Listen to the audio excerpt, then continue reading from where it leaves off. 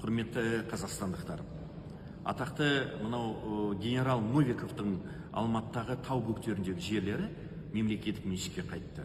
Кеше Алматы қаласының азаматтық істер жөнінде алқасы соттың бірінші инстанциядағы шешімін өзгеріссіз қалдырып, басқаша айтқанда Алматы қаласы прокуратурасын талап арызын толығымен қанағаттандырды. Басқаша айтқанда 2023 жылы парламент мәжілісінің мінбесінен мен осы заңсыз 800 мынау Алматы қаласы Бостандық ауданындағы мынау таудың бөктерінде Іле Алатау саябағының қорғау аймағында заңсыз 2004 жылы өтіп кеткен 848 гектар жерді мемлекет меншікке қайтаруды талап еткен бас прокуратурадан және Алматы қаласы прокуратурасынан.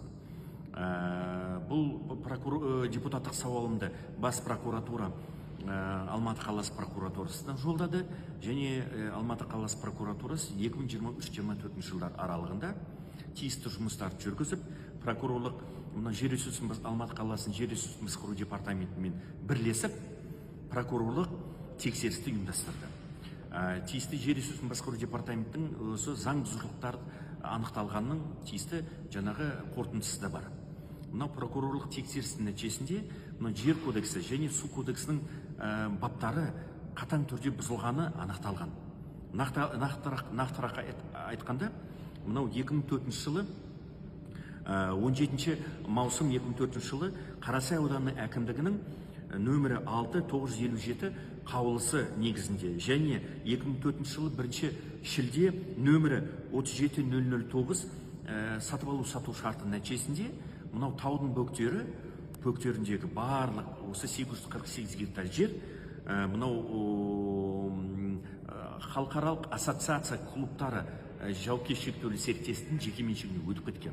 Оның нысаналы мақсаты ауыл шаруашылық тауарлы өндірісті жүргізу.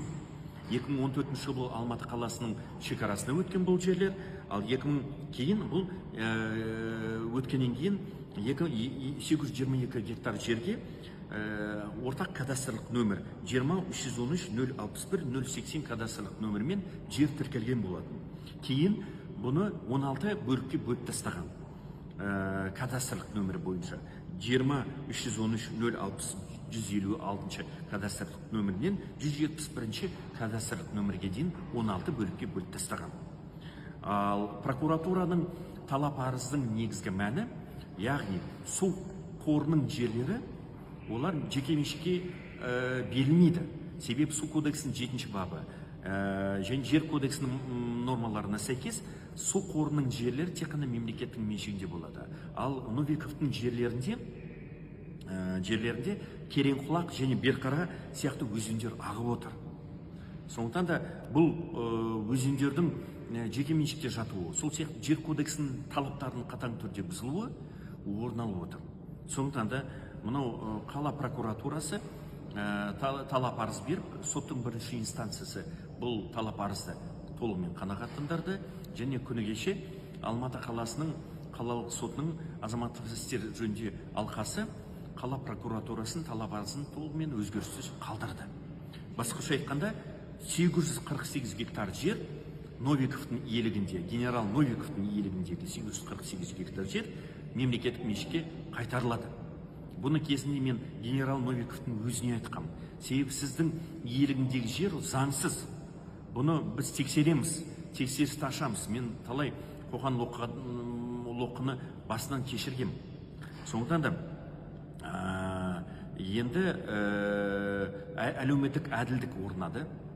Заңсыз берілген жердің тиісті құжаттамалары заңсыз деп танылды, сотпен заңсыз деп танылды, және жарамсыз болып танылды.